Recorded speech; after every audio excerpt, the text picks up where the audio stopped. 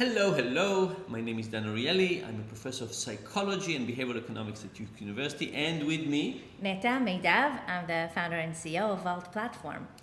And we have lots of common interests, including a common interest in human misbehavior and how to fix it. And the topic that we want to talk about today is corporate misbehavior and how does the regulator tries to fight them, and does it work or doesn't work, and including some new development. But look, in general, my sense is that as long as people behave well, the regulator stays out. There are no regulations about how to walk in the street or how to breathe or how to chew gum. Anything we do well, the regulator doesn't touch. The moment behavior starts being a little bit disappointing, upsetting, creating lots of damage, the regulator comes in. And of course, in the area of dishonesty and crime, white crime and not white crime, the regulator is stepping very much in. And the biggest metaphor for this, for me, is the death penalty. And in the US, there are states that have the death penalty and there are states that don't have the death penalty. And if you thought about it, you would say the death penalty must work really, really well as a deterrent. People probably are so afraid of the death penalty that the states that have the death penalty will have barely any murders. And the states that don't have death penalty maybe will have many more, but the results don't show that. The analysis shows that there is no difference in the rate of crime that you could get the death penalty for between states that have the death penalty or not. Now, the regulator who created the death penalty, one of the reasons for the death penalty is deterrence. But it doesn't look like deterrence is working. And now we're not going to talk about the death penalty, we're talking about corporate crime and white-collar crime, but we also have to ask ourselves, are our naive theories about deterrence working? And are the things that the government is doing to try and regulate bad behavior actually effective? So the specific case we want to talk about is the DOJ's new Whistleblower Award Program, which is taking the death penalty and bringing it down a notch, I think. But before we talk about the DOJ new whistleblower program, let's maybe mention a little bit about what's a whistleblower program in general before we start. And actually, I think it's interesting you started with the light topic of death penalty, a bit morbid, and you took me by surprise there. But actually, the death penalty, if we're thinking about incentives, that's a pretty harsh incentive, right? The Whistleblower Award Program, on the other hand, is supposed to be a carrot as opposed to a stick, and it's supposed to be a very significant financial reward to those individuals that are coming forward to the regulators and surfacing serious matters of financial crime or white-collar crime. So, for example, I work in company A. I notice something that is not working so well. I go to the regulator. I say, hey, regulator, my company A, looks to me like they're misbehaving. Please investigate. And if they investigate and they come up that company A indeed misbehaved, what happens? Well, you will receive a percentage of the fine that company A is now incurring due to the what due percentage, to the case. More or less? It changes, but it has to be the reward itself has to be over $1 million. So that means that usually we're talking significant fines that are $10 million or over. On the companies, usually they're reaching billions. So individual whistleblowers in the US in recent years have been awarded $30-40 million and more, with now about $1.5 billion already distributed only in recent years for individual whistleblowers, which is, you would think, a pretty significant financial incentive for people to come forward to the regulator with meaningful information and almost bypass the internal mechanisms. But the data, which is, I think, what we're both really intrigued by, is that more than 80% of those whistleblowers that were awarded with the final award and a fine has been placed on their companies have actually tried to report internally first but failed. Yeah. So these are people who basically said, I think something is going not so well in my company, but before I go to the regulator and could make lots and lots of money, let me go internally in the company, let me try to fix things from the inside.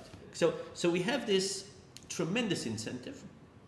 By the way, my university, Duke, a few years ago paid the highest fine ever paid by university to the US government. And somebody made, I think, around $30 million out of being a whistleblower. And you know, there's no question that money changes hand. Mm-hmm. There's no question that lots of people try to resolve it early within their company. I think there's a real open question of whether this incentive is actually helpful. Whether companies are behaving better, whether companies that were caught now behave better. So, you know, the fact that some people report, not many, but some people report is clear, but is it really the right deterrence or is it really the right incentive?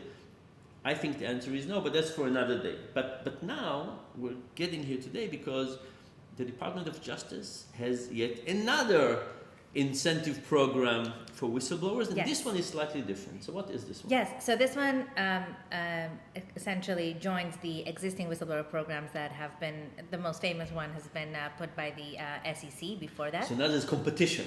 Now there's competition between the regulators on, whistleblower awards, but so a lot of the principles are quite similar. But this one actually says that an individual that comes forward with information that was previously reported to the company internally will be accepted as long as they're also disclosing it to the regulator within 120 days. So what that tells me, what that tells us, is that there is now even a more urgent incentive for companies to have very effective speaker programs internally, but to also resolve cases, investigate cases and resolve cases.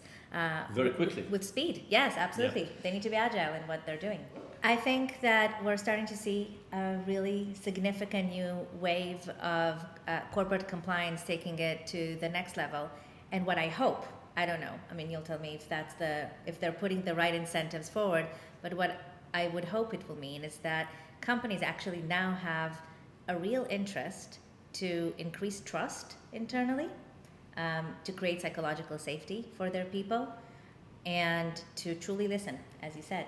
Let's hope. Yeah. So my sense is that a lot of the challenges is that people are very, very much afraid of mistakes happening on their watch.